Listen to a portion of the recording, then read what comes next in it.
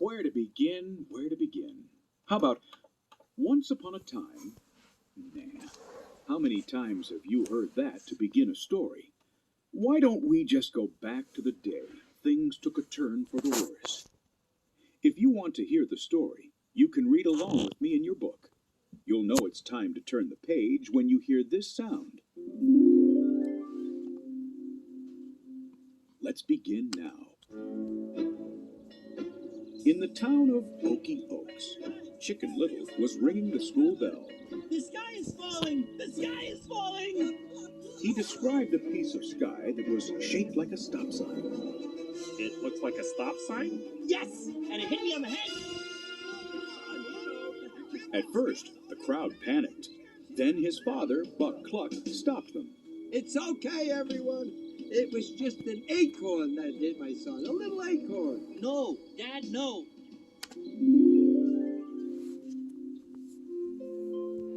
A year later, everyone was still laughing at Chicken Little. There was even talk of making a movie about it. As Buck drove his son to the school bus, he repeated some earlier advice. Remember how I told you it would be better for you just to lay low, don't call attention to yourself, right? Chicken Little tried, but it was no use. He missed the bus and chased it through town. He lost his pants. At school, he shook up a soda bottle and used it to launch himself through a window, then got trapped inside his locker. Meanwhile, class was starting. Mr. Wollensworth called the roll. Foxy Loxy, Goosey Lucy, and Chicken Little's friends, Abby Mallard, Runt of the Litter, and Fish Out of Water. Just one student was missing. Chicken Little.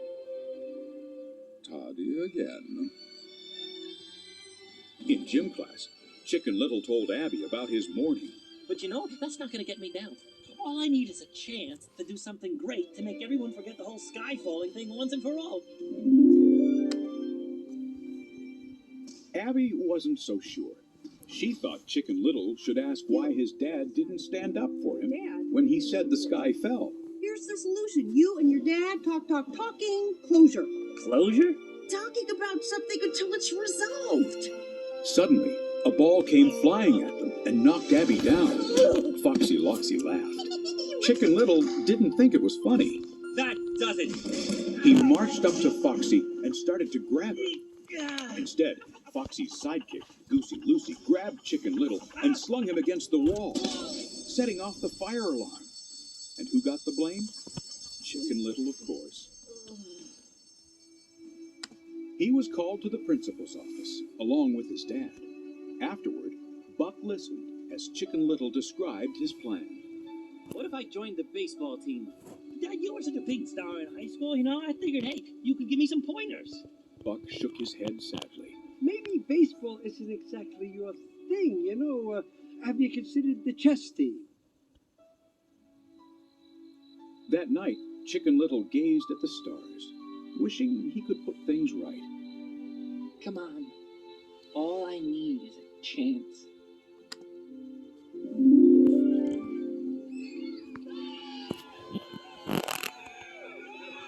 Chicken Little signed up for the baseball team, the Acorns, but it didn't go well. He sat on the bench, and the star was Foxy Loxy. When the big game rolled around, he was still on the bench. Late in the game, the Acorns needed a hit to tie the score, and the only batter left was Chicken Little. The crowd groaned. He looked up in the stands at his father. I won't embarrass you, Dad. Not this time. Chicken Little swung at the first pitch and missed badly. Strike one. And again. Rack two. On the third pitch, he closed his eyes and hit the ball. Buck cheered, then yelled advice when he saw his son take off in the wrong direction. No, not that way. Run the other way. Chicken Little turned and headed back toward first. The runner scored, tying the game. When a cow outfielder fumbled the ball, Chicken Little headed for second, then third. Buck cheered him on. Yes! crowd gasped. Chicken Little was heading for home. Foxy ran beside him. Go back! They're never gonna make it!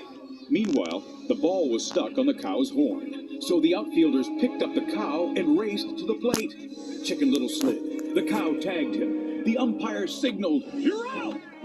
But when the umpire brushed off the plate, Chicken Little's toe was touching it. Safe! The runner is safe!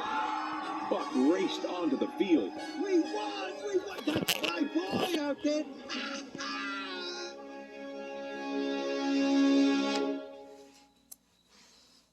That night, Buck sat with his son. I guess that puts the whole sky is falling incident behind us once and for all. Hey, kiddo? You bet, Dad. Unless you think we need closure? Closure? It's closed! Good night, Ace. After Buck left, Chicken Little gazed at the stars. One got bigger and bigger, then flew right through the window and knocked him to the floor. It could only mean one thing. A piece of the sky? Shaped like a stop sign? Not again! Chicken Little called his friends and showed it to them.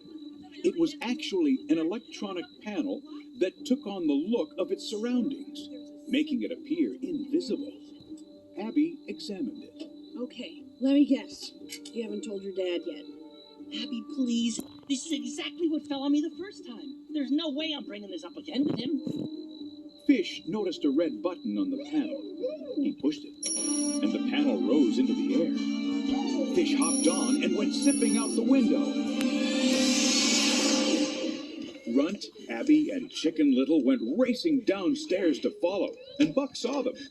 Wait, whoa, son, where's the fire here? Abby stopped, Chicken Little has something to tell you. but Chicken Little wasn't ready to discuss it. Gotta go, Dad, bye! They chased the panel across town to the baseball field, where it spun faster and faster. Suddenly, the field was bathed in bright light, and a spaceship appeared. A hatch opened. Two mechanical creatures emerged. Runt stared. Poor Fish! It's gone! Gone, man!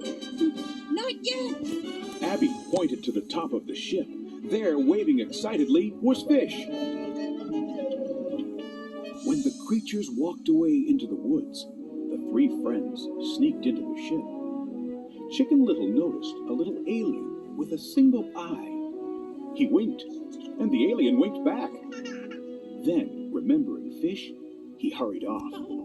The little alien followed. The friends rounded a corner and found a screen showing Fish's skeleton. Fish stepped out from behind it. He was fine.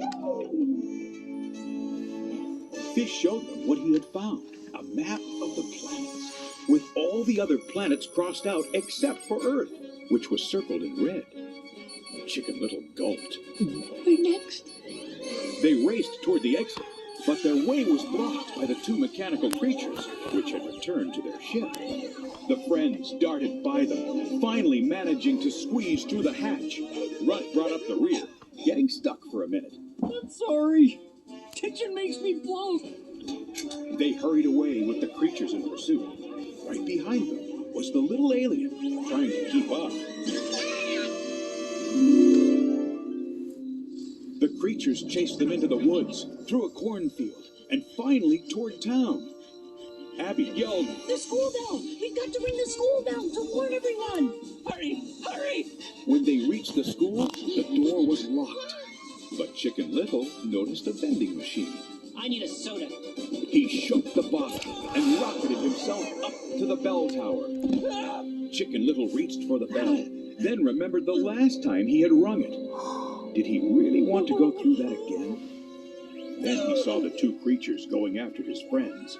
He grabbed the bell rope and pulled. The creatures covered their ears and ran off. Meanwhile, a crowd of people advanced on the bell tower. Chicken Little, you better have a good explanation for this! He told them about the spaceship. Follow me! Come on, hurry! Hurry!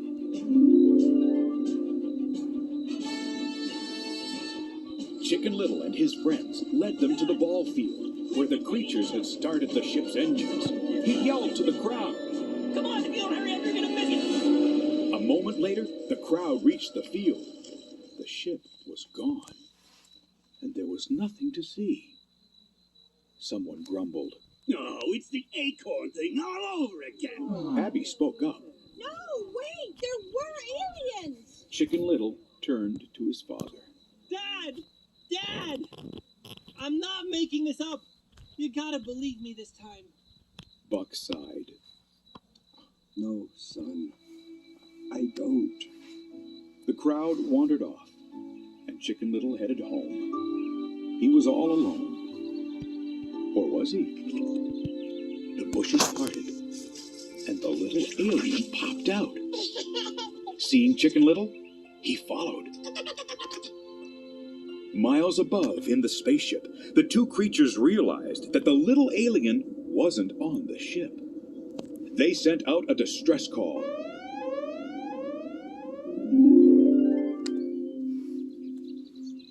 When Chicken Little got home, Abby and the others were waiting.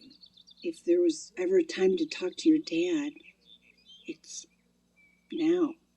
It's too late for that. He turned away, and there behind him was the little alien. Chicken Little winked like before. Instead of winking back, the alien started to wail. Runt stared. What is that thing? The alien babbled hysterically. To their amazement, Fish translated.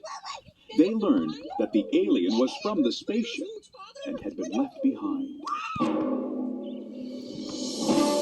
Suddenly, the ground began to shake, and spaceships filled the sky. Chicken Little noticed the alien making happy sounds. Those are your parents? And they brought the Galactic Armada? The alien took off toward the ship, running right into traffic. Chicken Little yelled. Watch out for the kid! Don't hit him! The town was in a panic. People tried to run, but an army of mechanical creatures blocked the way. When Foxy threw a rock at one of them, she was zapped by a light beam and disappeared. Buck found Chicken Little and grabbed him. We gotta get out of here. Come on. Chicken Little tried to pull away, and Abby spoke up. Will you two stop messing around and deal with the problem? Chicken Little faced his father. You're never there for me. You've been ashamed of me ever since the acorn thing happened. You're right. But you need to know that I love you, no matter what. And I'm sorry if I ever made you feel like that was something you had to earn. Chicken Little smiled and hugged his dad. Then they snapped back into action. The alien pointed.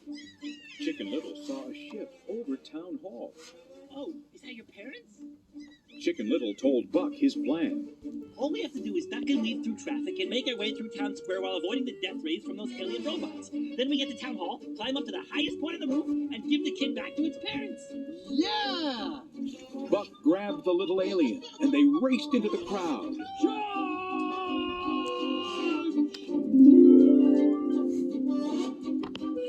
When they reached Town Hall, a robot blocked their path. Buck turned to Chicken Little. Okay, son. Now what? Just then, Abby, Runt, and Fish sped by in a fire truck, grabbing their friends just before the robot blasted them.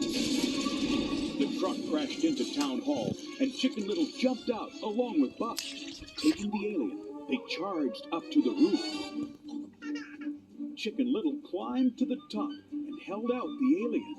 Here's your kid! Look over here! A green beam shot out. Chicken Little, Buck, and the alien disappeared. They reappeared inside the ship. A voice boomed. Release the child. Buck immediately let go, and the alien scampered off. The big voice continued. You have violated Intergalactic Law 90210, a charge punishable by immediate particle disintegration.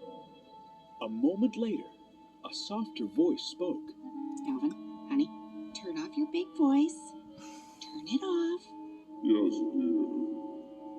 The voices were Melvin and Tina, the aliens' parents. Tina explained that on vacations, they stopped here every year. I mean, where else would we have picked our acorns? They apologized for the full-scale invasion and then used their beams to restore the town and everyone who had disappeared. As the aliens prepared to leave, a panel fell off their ship. And it was shaped like a stop sign. Tina sighed. There goes that panel again. Seriously, honey, someday it's going to hit somebody on the head. The ship soared off into the sky.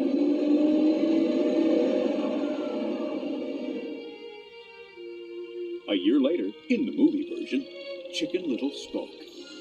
Though at times it may feel like the sky is falling around you, never give up. When the movie ended, Buck proudly lifted up his son, and the audience cheered. For once, Chicken Little was the biggest guy in town.